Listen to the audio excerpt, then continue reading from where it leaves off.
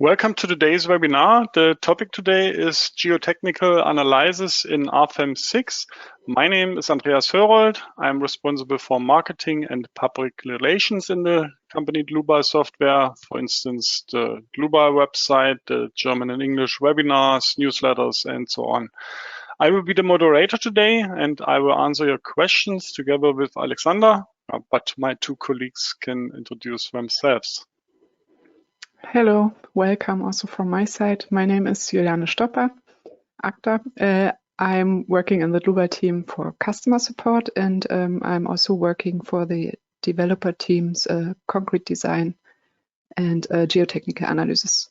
And I will present this webinar to you, but before I will give the word to you, Alexander. Hello, also from my side. My name is Alexander Mayhofer. I'm the head of product engineering concrete. So I lead the development of reinforced concrete design and also work in the development of the geotechnical analysis add-on. Today I will answer your questions in the chat. Okay, thank you for your introduction. Then we can switch off the webcams so the attendees can see the full screen. I say some words for the attendees who participate the first time, how you can ask questions. You can show the control panel on the right side of your screen with that arrow, and then you can enter your question here. And Alexander and me will answer you. If you don't get an answer during the webinar because there are too many, you will get an email in the next days. Yeah, and the other way is to watch the entire webinar and then email your questions to info@dlubal.com. Before I hand over the screen to Juliane, I would like to invite you to the Digital Bau in Cologne. Yeah, you can secure your free ticket if you book a live demo of our programs. Yeah, just click on that link here, or you can scan the QR code. Then you get your appointment and your free ticket. Yeah, okay, then I hand over the screen to Juliane. Just a moment. Okay, Juliane, it's your turn.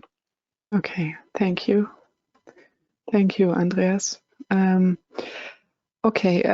we go to the program, I will show you some short slides.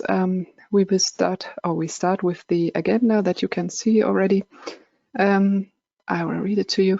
In the first step, we will have a look at some theoretical background, some basics regarding the geotechnical analysis, and we will work about the definition of the soil materials.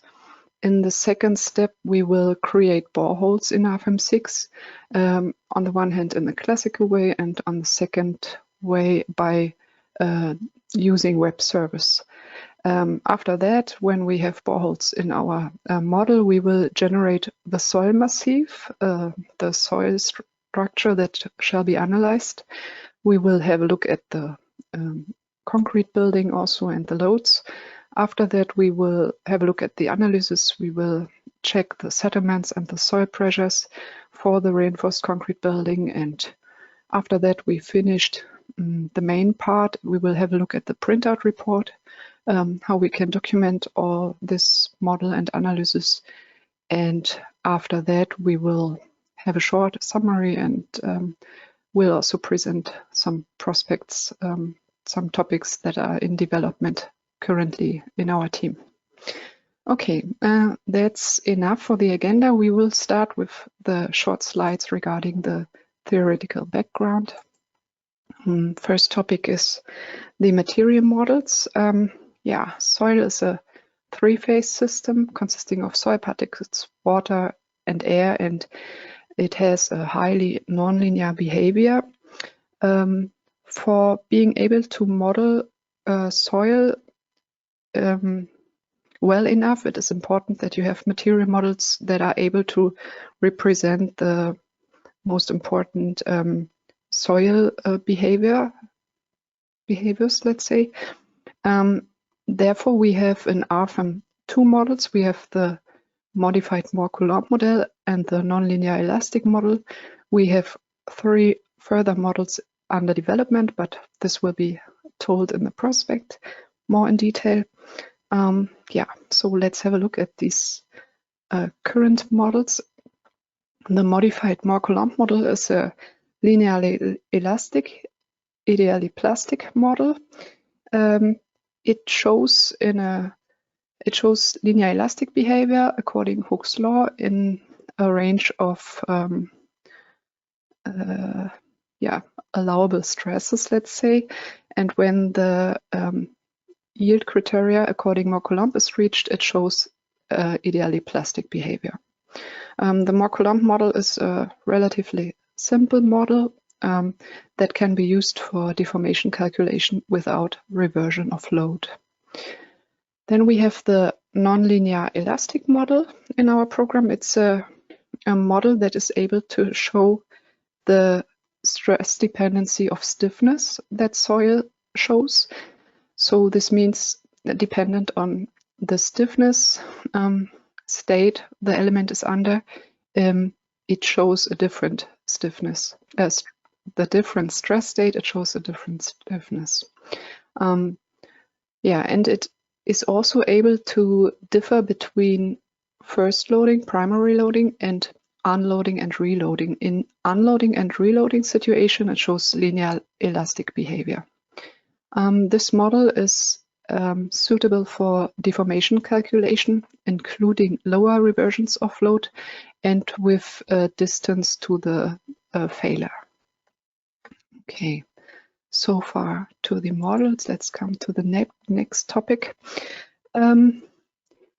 This slide shall show that it's important that the supports, our soil needs to be supports, it's supported by surface supports, that these supports have enough distance to the area you are interested in, so that this support stiffness doesn't influence your result, or don't influence your result. And you can find proposals in the literature regarding these distances. Here I'm showing an example from the German Geotechnical Society. You can use such recommendations as orientation, and after you calculated your model, you can check the boundary surfaces, and you can check how the stress changed and whether your boundary surfaces are far enough or can come closer to the range, to the area you're interested in, or the part you're interested in. Okay, then we can come to the third and last short theoretical slide, the geostatic stress state, or the initial state. As I said, we have this stress dependency of stiffness in soil behavior. So if you want to analyze your building with the right stiffness, it is needed that you know the stress state your soil is in. So what we do is, in a very first step, we calculate the geostatic stress state. We analyze a load case for self-weight of soil. In this load case, the self-weight is applied and the stress state for all the elements of soil is calculated. Then you have in each element the right stress state, and then the right stiffness can be used for the further analysis for your building. If you would start without this initial state, without this geostatic stress state as primary loading, all the elements would start from 0 in the material behavior, and all the elements would show stiffness, this stiffness that I show here. And this would not be right. All the elements dependent on their stress state show different stiffness. So what we need is we need the stress state. We get the correct stiffness. What we don't need is this displacement that is calculated as well.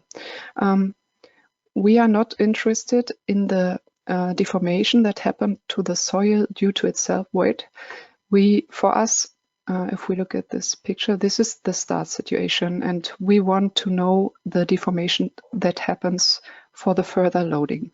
So what we do is we reset this displacement to 0. So we have the stress state, we have the correct stiffness, and the deformation is set to 0 so that it starts to count the deformation from our further loading from our building. Okay, but we will see this in the program as well. That's enough for theoretical backgrounds. We now go to the program. I open Rfem 6, and what we see is our concrete building. It is prepared so that we can today focus on geotechnical analysis settings.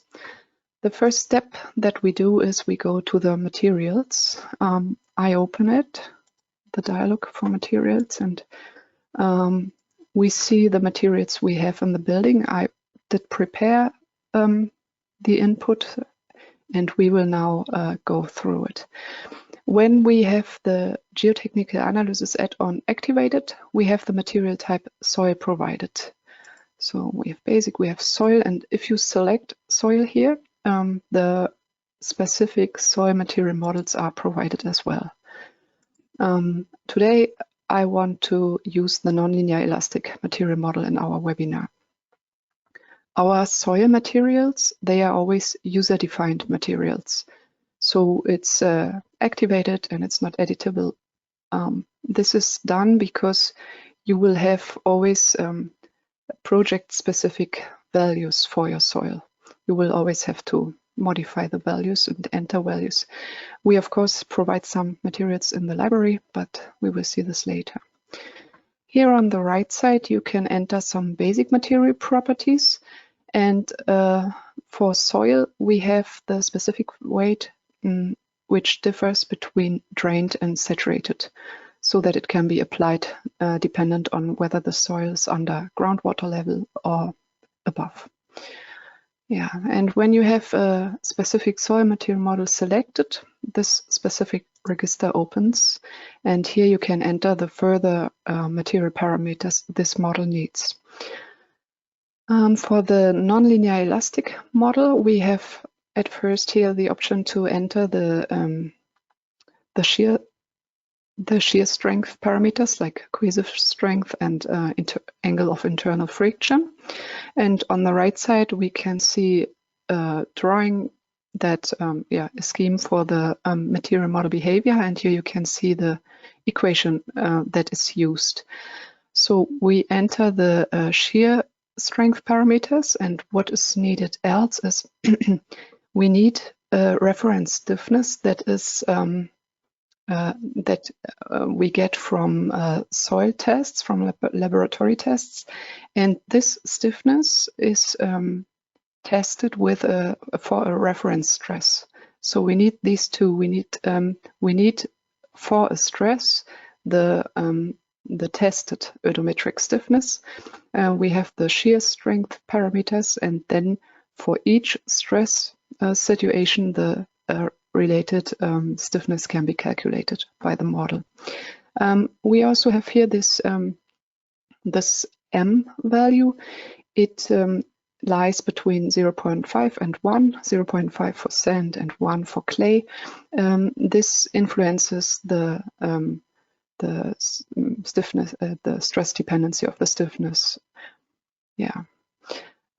If you are in our dialog here for the specific soil material model and some questions come up, you easily can use the set button here. I want to shortly show it. It brings you to our online manual, and you can check some background information and see some hints and so on. But this is a short tip. Let's go back to our dialog.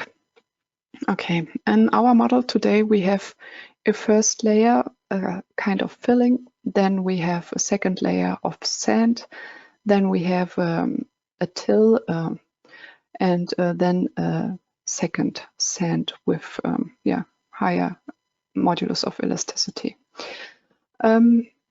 What I want to show is also shortly the library. We have the library here, and if you select material type soil, as I said, we also propose, we offer some values that you can take over if you want to just model an example or something. You get values here too. Okay, but I will cancel this and keep my prepared values. That's it for the material. In the basic objects, we see that there are some other objects that already exist. They belong to our concrete building. We will go on with the input for geotechnical analysis, and therefore we go to special objects. In special objects, you find here the option to enter the boreholes and the soil massifs. We will start with boreholes. I will open the dialog. Boreholes allow us to directly bring the values from the geotechnical report to Rfem. We can enter for a specific location along the depth, the material, and the material parameters. And this is what we will do now as a short example. I keep 0 as location for this example. Here you can enter the groundwater level that was discovered by the field tests. And here you can enter the layers that were discovered. And you start from 0 into the depth of the top of the soil. So we start with our filling, and we have sand. Then we have this, and we have our second sand layer. And of course, you need to define the thickness of the layers. This is just as an example. We have 2 meters of this and maybe 20 of this. Here you can see a scheme for your profile. You can see the different materials, and you also have the option to print this, to print out report or to clipboard, to file, and so on. Okay, that's it. That's enough for our borehole. We can now see it in the model. It was placed to the location that I entered, and it is here now. And now I could go on and define more and more. You can find the boreholes also in our table. If you are here in structure and special objects, you can find here this register for boreholes, and you can find the list of boreholes here with the coordinates. And you have this small icon that shows that groundwater exists. And if you double click here somewhere, the dialog opens again. Yeah, that's the classical way of entering our boreholes in Rfem 6. I today want to show another way that we provide. We want to use WebService. You have the chance via WebService to communicate with Rfem 6 via different programming languages. And in this case, in our case, it was done with a small C# program. This program was prepared to read borehole data from a list and write it to Rfem 6. And the file that I will present, the small program, we will provide to you with the webinar documents, with the webinar files. Okay, but now I want to show the table that we will read. This table is a list of our boreholes with the coordinates, and we here have the information about how many layers the current borehole has, and next to it, it needs to be filled the number of the material and the thickness of the layer. And you have to take care about that the number of the material fits to your input in the Rfem 6 file. So I did take care of that, and I have my list prepared, and now we will start our short application. Before we start it, maybe a hint. If you want to use WebService, you should check here in options, program options, that you have the WebService active. You have here this checkbox. It needs to be active so that WebService can communicate with Rfem 6. Okay, now we will run our application. I will go to my file where I have my Excel file. Here it is. I will now start it, and we will see what's happening. At first, it reads the data. Yeah, now it did it. Now it will connect to Rfem. Rfem will be logged, and it will write all the data, and then again allows me to contact Rfem. Now it's writing it, and it is done. I have all the boreholes of my list in my program now, and it can be imagined that it could be much more boreholes. It would be quite comfortable to write them into Rfem like this. Okay, so that's enough for the boreholes. As you can see, if you have some processes that you do again and again for your kind of models, it can be useful to use the web service and make the work easier. Okay, we have now the boreholes and we can create our soil solid from that, and therefore we open the soil massif dialog. In that soil massif, we have the option to directly generate a soil solid from our data from the geotechnical report from the boreholes. Therefore, I have to assign the boreholes that shall be used. I know that they have numbers 1 and 5. You could also check it, select them graphically. Now I want to graphically set the center of my soil massif. It shall be central below the slab. It was filled here. Now I have to define the size. The top surface is calculated from the top coordinates of the boreholes. Then we give the size, the width in X direction is called A, is 60 meters, and then Y direction B is 50 meters. The depth of the massif is also, as default setting, taken from the boreholes, but it is possible to edit it. You can uncheck this box, and if you want to make it smaller, you can make it smaller. Okay, and we can activate groundwater if we want to consider groundwater for our soil solid.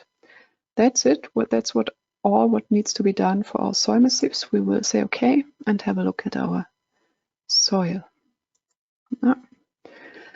Now we see that our soil was generated, and we check what is contained. We now can find in basic objects that some solids were generated. We have for each layer of soil, we have an own soil solid. The layer surfaces, they are approximated dependent on the depths that we gave by the boreholes. Then we have the groundwater surface that you can find here. That was generated, also dependent on the groundwater level that is given by the boreholes. And we have surface supports that we can find here in types for surfaces, supports. Here we can find our supports. And we have one type of support for the vertical boundary surfaces. These are supported sliding, which means in the direction vertical on these surfaces, the deformation is not allowed. And here at the bottom, we have a fully fixed support. Yeah, you can see here. Yeah, that's what the creation of the soil massif does. We can see that the solids, the supports, and also our groundwater surface was shown in a different color here. This shows us that it's a generated object. Here we can see it's generated, and we can also see here in the bottom, it's generated and it is connected to the parent, to our soil massif. This means that if you do changes in the soil massif or in the boreholes that are contained in that soil massif, automatically our your soil solids will be updated, and if needed, the groundwater surface and the supports. This is the one option. You also can change this situation. You can change here the massif type, the soil massif type. In the dialog for the soil massif, you can switch it to set of solids. Then this generated state is cut, it's disconnected. This makes that there's no dependency anymore. So your solids wouldn't be updated if you would change something. It in the same time allows you to edit these objects freely. Yeah, that's just as a hint regarding the soil massif. Okay, But that's enough for us. We have our soil created, we have our building created. What I want to do too with you is I want to create a surface contact so that no tension will be allowed between the slab and the soil. Therefore, we are at the right place in the special objects. We have the surface contacts here. I double click on it and we select the surface of our first group. It's the top surface of our soil. And here I select my slab. I take the small area there and this one. And my new surface contact is prepared. I have a surface contact type here, failure under tension, assigned. I say OK, and I create a new one, again on the top surface of my solid. And now I want to assign these columns footings here. I select these surfaces. Now they also wouldn't allow tension. Okay, now I have my building, I have my soil, and I have the connection between them defined. Maybe one hint also, if you want to create a surface contact, there needs to be a distance between these two surfaces. Okay, now we have our model prepared. What we need now is the mesh for the analysis. For the mesh, we can go here to the Calculate menu, and there we find the mesh settings. I click on it, and what we see first is the general settings, and here you can see the target length. It gives the length of the finite elements that shall be used in our model. And when we look at our model, we see that we have quite smaller dimensions in our building than in the solid. So our solid actually needs a different mesh size. And therefore, we did create here in the solids register an own option for you where you can write the wished size for the soil solids elements, finite elements. And we have here the 2 meters and the general is 1/2 meter. So this is fine for me. I say OK and apply, and our mesh generation will start. Our mesh will be generated for the building for the solid. And we can have a look at this.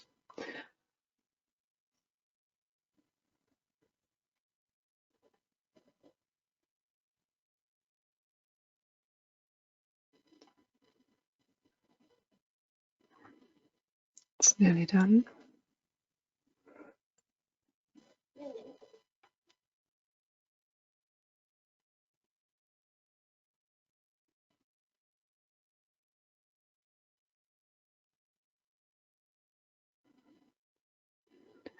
It normally is not that slow. It is related to our GoToWebinar.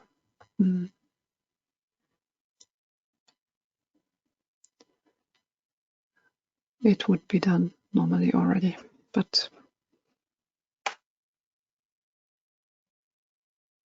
yeah, now we have it. Here we can see now that we have a more coarse mesh in the soil solid and a more fine mesh in our building. That's what we wanted. It looks good. If you want to know, you can go to Calculate, and you also have here mesh statistics. Here you can see how many elements were created. This is quite useful. Okay, now we also finished our topology. We can now care about the loads. I would like to show you which loads we have. They are already prepared. We have self-weight of superstructure. This is calculated from the objects and its material. We have a dead load, we have a live load, and a snow load. With this button you can check it, uncheck it. Now we want to go to the dialog, because as we remember regarding our slides, we need one more load case. We need our initial state load case.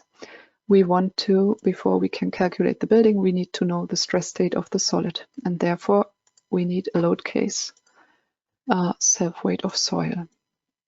So I prepare my load case, self-weight of soil. And this load case has an own action category. We can find here at the bottom, it's permanent soil, it is called. And when you activate this, the description for this checkbox here changed. We now have the self-weight active for soil solids and for soil solids only. So this is the perfect load case for calculation of our stress state of the soil solid. And if we look now here to the self-weight of structure, we can see that the description here is that self-weight is active for everything except of soil solids. So with that one, the self-weight of the superstructure can be calculated. Okay, so we have this prepared. Then let's have a look into the static analysis settings. Here you have settings regarding the analysis, and I did already enter load increments 4. Here you can edit it if it is needed. As we have a non-linear material, we have to give it in increments. Okay, I will now create a copy of that static analysis settings, so it contains nearly the same. The only change I'm doing now is I activate this option, the equilibrium for undeformed structure. This is the option that helps us for our initial state, for our geostatic stress state for the soil. With this setting, our structure is solved, it is loaded, and the stress state is calculated, and the deformations that are calculated that are reset to 0. That's why we write for undeformed structure. So this is perfect for our initial state. I will rename it so I can understand later more easy. What is this? It's actually SA1, but for undeformed structure. Call it like this, then we know it's nearly the same setting. Okay, so I assign it now to our load case for soil self-weight, and then we have it. Okay, that's enough for our load cases. I can go on apply, and I will go to our base register because I want to use the combination wizard. I want my load combinations to be generated. Then we can go to actions. Here we can see our action categories that exist in our model. We can see design situations, and I want to not have the ultimate limit state and the characteristic active. I only want to use quasi-permanent today with you. What we can find in our design situations dialog also is here the combination wizard. If you want for the current design situation the load combinations or result combinations to be generated, then you need to assign a combination wizard here, and we can check the settings if we click on here. I have the static analysis settings, the normal static analysis settings to give for my load combinations. We don't have imperfection cases, we can switch this off. What we do have is the initial state. We want and we need that an initial state is used for our load combinations, so I activate it here. And with the activation, you maybe saw it, this specific register opened up. And here you can say what shall be used as initial state. And we select now our self-weight load case for soil. It comes now over here, and here you have also the option to change the type of initial state, but final state is the right choice for us. So everything is taken over. Okay, that's enough. So keep in mind, if you want to use the generation and you want to use an initial state, you can find it in the combination wizard. Okay, we agree, and we can see how the action combinations are generated and the load combinations as well.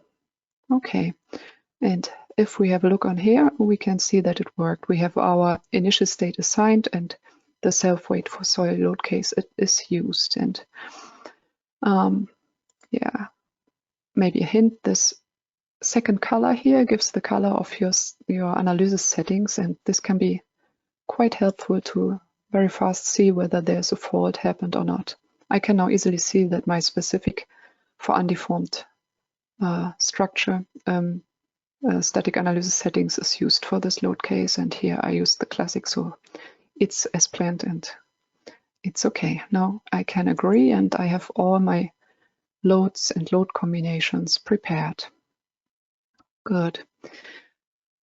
That's fine so far. Now we are at the point that we could start the analysis, but before I do this, I would like to go with you to the printout report and create a new one so that later we can directly print graphics in there.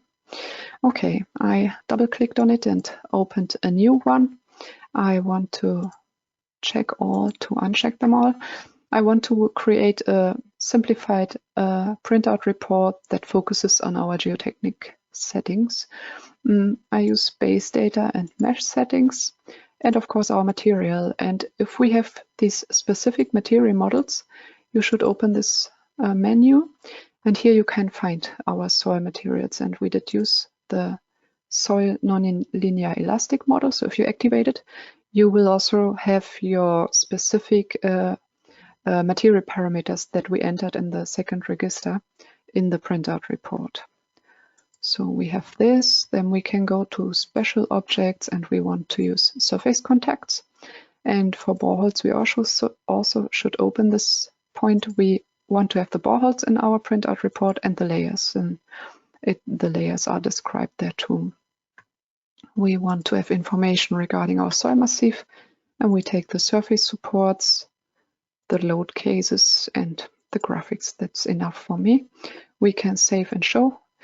Then our printout report is prepared, and it opens up and we can have a short look on it.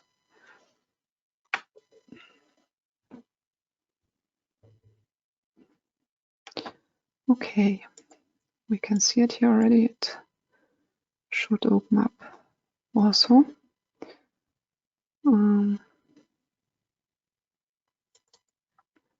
Yeah, it will come. There it is. That's how the first draft of your report, or our report, looks like. We have here a graphic, and with right-click on it, you can easily edit it. If you want to see it in a different way, I would, for example, use the solid display and maybe remove the nodes and so on. And then we can see that it was print what I wish to print. I have the boreholes, the layers, the materials are also there. Here we can see our specific values for each material, and we have massive information and so on. So that's for the input. I now could also, just as information, and as I said, we can print a borehole there. I do go here and say print graphics to printout report, and when I get a draft and this format is fine for me, I say okay, and then it comes to our report directly. And if I don't like the position, I can also move it per drag and drop, and I move it to my boreholes chapter. Then I have my graphic there as an information. Okay, so that's for me now enough for our printout report for the input so far. Now we really could start the analysis, and I prepared this. We have a model that is calculated already so that we have enough time to look at all the results. Okay, so this is the analyzed model. You can just go on calculate or to calculate, and then it's calculated. And here we have the results. Before we look at the results, I want to go with you into our load cases dialog, and I want to show you something. In this model, I also added another self-weight for soil load case just for information. Here I use the classic static analysis setting, and we can compare the stresses and deformations for these different settings. And what I want to show you as well is these load cases. I did uncheck all these other load cases to solve, because as we remember, we have in soil the stress dependency of the stiffness. So in these load cases, we only have the assigned loads. We don't have soil self-weight wear there. And this doesn't make sense. If we remember, we need the stress state, the correct stress state to use the correct stiffness for the analysis. So it doesn't make sense if we take live load as an example. It doesn't make sense to only solve this live load case. There it would be use the stiffness from 0 because we don't have other stress there, and this doesn't make sense. Before the live load is assigned and causes deformations, we already have self-weight of soil there, we have self-weight of structure there, and eventually dead load, and they all cause stress.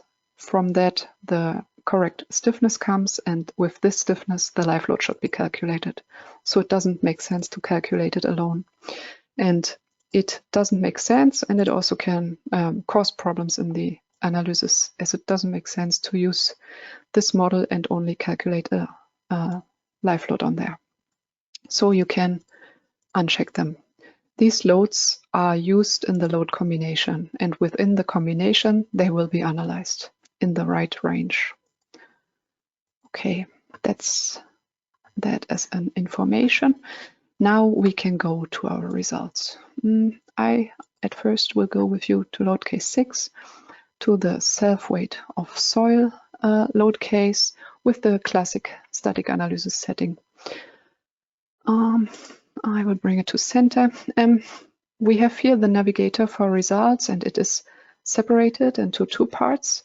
In the upper part, you can select which result shall be displayed, and in the lower part, you can select how it shall be displayed. And I want to remove the separation lines. Yeah, I prefer this view. Okay, so what we now see is the solids stresses. It's the stresses in Z direction from self-weight of soil. We have here on the right side also the panel for it, and we can see the values for the colors. What I want to show you now too is that our load case 5 that has the other static analysis settings for reset of displacements. If I open this load case, we see that the stresses don't differ. Now it's load case 5, and we see that nothing changed. So the stresses were calculated absolutely in the same way. I go back to load case 6, and now we can have a look at the deformations. And we see the deformations that are caused by soil self-weight. It's around 120 millimeter in this example. And we can understand that we don't need these deformations in our final results. It makes it more difficult to see the results of the building, and we are not interested in them. And that's why we can reset them. And this is what we have done in load case 5 with the specific static analysis setting, and we see now it worked. In our load case 5, the global deformations are 0. So this can be assigned as initial state, and then every further load causes deformation, but this self-weight load didn't cause any deformation anymore here. Okay, so then let's have a look at the stresses again. We now stay in that load case 5. We look at sigma Z. And we have a look at the bottom surface. We see the stress there. We have here around about 280 kilonewton per meter square compression. And if we now go to our maximum combination where we have assigned all the other load cases, we can check the stress at the bottom surface too. And then we will see how it changed by our building. So with the building here, we have a change of around about 3.7% at the bottom surface. And this is fine. This is it's a good result, so that it shows that our bottom surface is far enough from our building, so it doesn't have a negative influence on the behavior here. And this check you could do with the other surfaces as well. You could check how the stresses at the boundary surfaces are changing, and then you could decide whether you need to have a bigger soil massif or whether you could maybe reduce dimensions and so on. Okay, but we now see that in that direction our soil massif is fine. Then I would like to show you another thing. We can have a look at the principal stresses. We will look at sigma 3, and I want to change the way of display. I want to use the isobands for solids. I select it here and it will come. And now I want to show you a useful setting that you can use when you have initial states. We now do see the final results. We see the results from the geostatic stress state. We see it's now stresses. Yeah, we see in sigma 3 the stresses from soil self-weight, from dead load from the building, from self-weight from the building, and everything. But it is also possible to display the differences to initial state. We remember initial state is the self-weight of soil, so I can check the difference between my final state and the self-weight of soil stresses. And then I see the delta stresses, the stresses that are caused by my building. And I can see how they behave in the depth. This is a quite nice feature. It's, yeah, you can switch between final results and differences. Okay, for these differences, for this situation that we have the results of the building load, I want to have a look with you at the sigma Z stresses, at the pressure below the building. We can find here again, and we use the original, the isobands display way of display. Yeah, now we can have a look at it from top, and we can see the pressure below the buildings, and we can use the separation lines if we want to have these values more clear shown. Yeah, that's it for the stresses. Now I would like to go to the deformations. We activate the deformations and we go in this distance and we see the deformation of the whole solid. We can also activate here that we have results on surfaces. It's in our control panel. You can select this, and results on all members. As we can see here, we have now the type of results, differences to initial state, but our deformations from initial state are in any way 0, so we can also go to final results and it looks the same in this case. Okay, here we can see how our building settled and how the settlements in the soil look like, and we have a nice feature for having a better look in the inside. We have here at the bottom, you have the menu where you can select the clipping planes, and if you just click it, you get a clipping plane provided, and you can here pick one of these 4 balls and you can move it through your 3D body and have a look inside. And if we go here to the column footings, I would like to stop there. Yeah, and if you want to edit this clipping plane, you also can do a double click here. Then you can enter a value. If you have a specific position where you want to have a look at, you can also do it like this. Okay, so what we can see here now is yeah, an advantage of the finite element analysis of the whole system, the superstructure and the soil together. We can see now that we easily have in our results the effects of influence or the interaction between parts of the structure and the soil. We can see that this slab causes here some settlements around it, and these settlements, they influence also the settlements in these footings of the columns.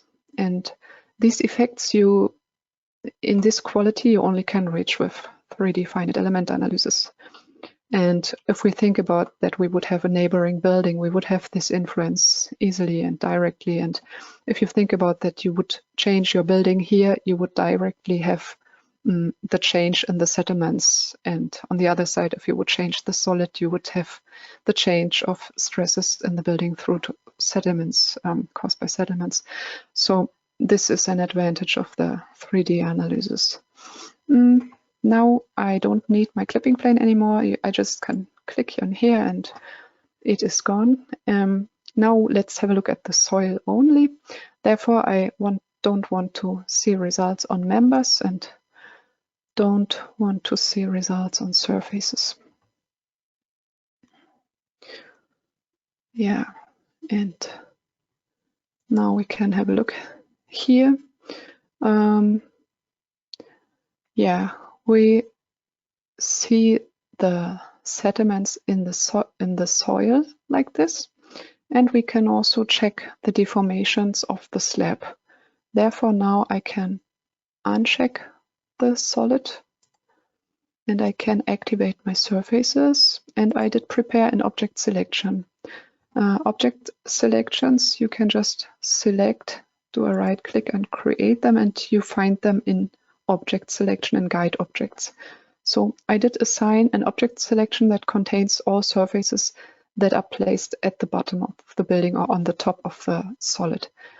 So we can have a look at its deformations and we can see what's happening in the surfaces, in the foundation elements. And if you want to have a look, a more detailed look in it, we provide here our results sections, and I want to create with you one. You can select a point from where the section shall start and where it shall end. I would like to check all the settlements in the footings row. I don't need to cut solids, and I want only results for the surfaces placed on top of the solid, and therefore I can use my object selection. I just click on here and it writes all the surfaces that are contained in that dialog. I say OK, and I have my first results section. Here in this panel you can set the display factors, and I want to bring it upwards so we can see our results section more clear. In the navigator for results, I can also modify the way of display, and I would like to see more values. So I can see what's happening in these footings of the columns more in detail. And I would like to do another results section. This one I would like to do from this end of this wall up to the, let's say, the footing with the most settlements. And again, I want to select in which objects I see results. And again, I use my object selection. I have the surfaces there, and we can see in this direction too. And now I can see quite clear the values for this line in my slab. And if you want to see further or more details, you also can select this section, this results section, and go to result diagrams. And there you can see it. You can get more information, and I only want to see the deformations now. Here we have surface 1, and here we have surface 24, which is our footing. And yeah, I can also print this to printout report. Here I can say print graphics to printout report, and it prints it to our prepared report. It looks fine to me. I say OK, and I can also select my first result section and directly print it to the report. It gets the same settings as the one before, and it also looks fine. And maybe as an additional information, I could also give an overview, and yeah, here we can see both. We can also print this Here you can go on File, Print Graphics to print out report, and you also can use this key combination. Here you get a preview also. Yeah, it looks good to me. It's good as an overview. I say save and show. And then our printout report for the solved model opens up.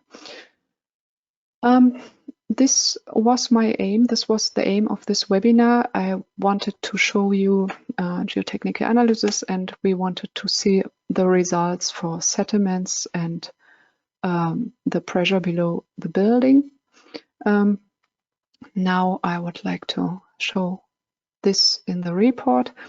I did prepare some graphics for all the steps we looked at. They are contained in that report, and we can just summarize this. It opens up, unfortunately, a bit slow because of GoToWebinar presentation.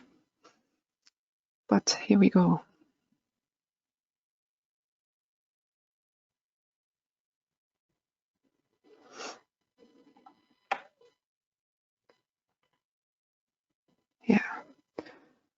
Yeah, this graphic I changed the settings and it looks much better, as you saw before. Here we have our profile added, and I also did add the loads to this, the load cases to this report. And here we can see our results, what we looked at.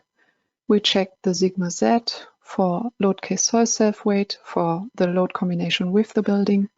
We saw the principal stresses sigma 3 and the sigma Z below the building. And we also looked at the deformations. And the surface deformations we checked. And this is what we printed. And I can also remove this overview before this, then it makes more sense. And as you see, I did prepare it in German. You can switch the language in our report quite easy. You can work in your language and change it for your customer.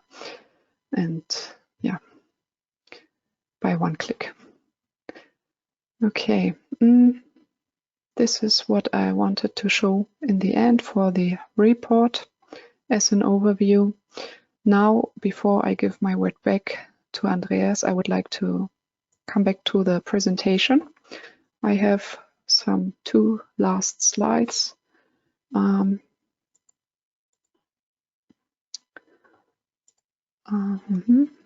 Cannot switch it right now.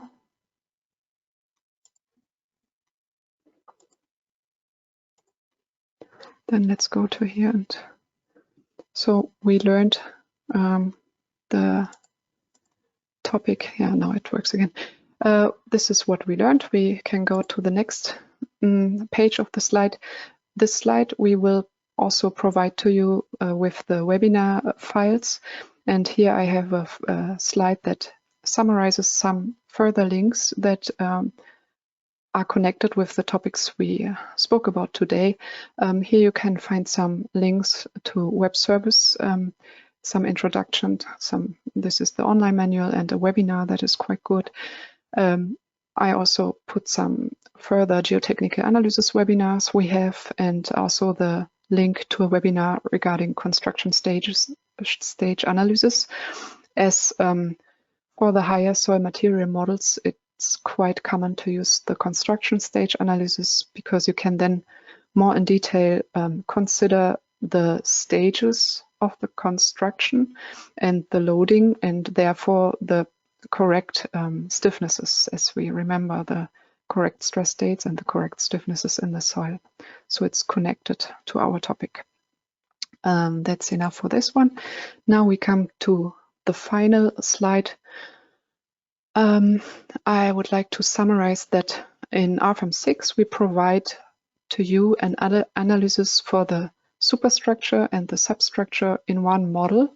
So we have soil structure interaction fully integrated, and you can quite comfortable consider the influences between different parts of the building or different buildings as well.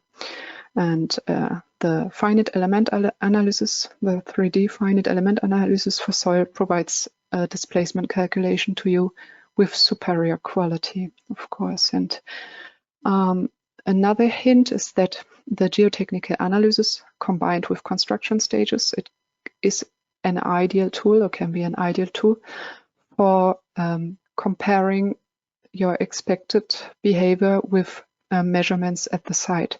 If you have a project that is sensitive according settlements, it can be quite useful to compare it with the calculation and check whether the settlements are as expected or not, and you should have a look at it more in detail. This just as a short summary. Then as prospect, as I said, we have 3 further material models in work. The first one that will come is the Hook-Brown model. This one we will release quite soon in the next days, let's say. And we have the hardening soil model. It is already actually implemented. We are just testing it quite intensively, and it shall be provided in the second quarter of this year.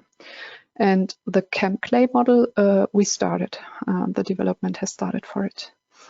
We also have the pile foundations in progress. This will come, and we have the geotechnical stability analysis planned. Yeah, that's it as prospect from what's going on in our team for you. Yeah, now I finished the aim of the webinar for today. I would like to thank you for your participation, and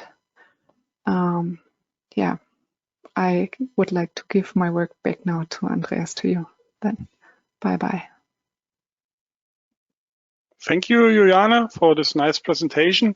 Before I show you the website where you can find the recording and the models and the slides and so on, I would like to, sorry, one moment, please.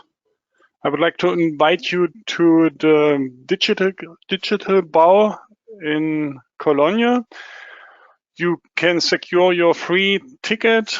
Yeah, just book a live demo with that link here, or you can scan that QR code and you get or you can choose an appointment, and yeah, then we will send you the free online ticket.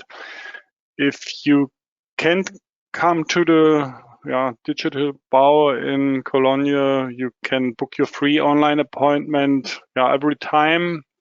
Just contact our sales team, also with that link, or you can scan that QR code. You can get a free product demonstration, or if you want to get a non-binding offer for any of our products, just contact our sales team. So then I switch to our website, dlubal.com. Under News and Events, you can find the webinars. Those are the webinars of the next weeks. Our wind, then timber floor calculations, the FAQ webinar that we present regularly, then calculation of reinforced concrete slabs, connection with circular hollow sections, optimization, and that's today's webinar. It's also already a previous webinar. I click on it. In the next days, you will get an email with your certificate and with a link directly to that page. Then you will find the recording in the middle here. You can already download the presentation slides and the webinar files. And there's also the model that you can download. Okay, that should be also all from my side. Thank you for your attention. I hope we meet each other in another webinar. Thanks to Juliane for the presentation. Thanks to Alexander for the support by answering the questions. I wish all a nice rest of the day, and bye-bye. Bye.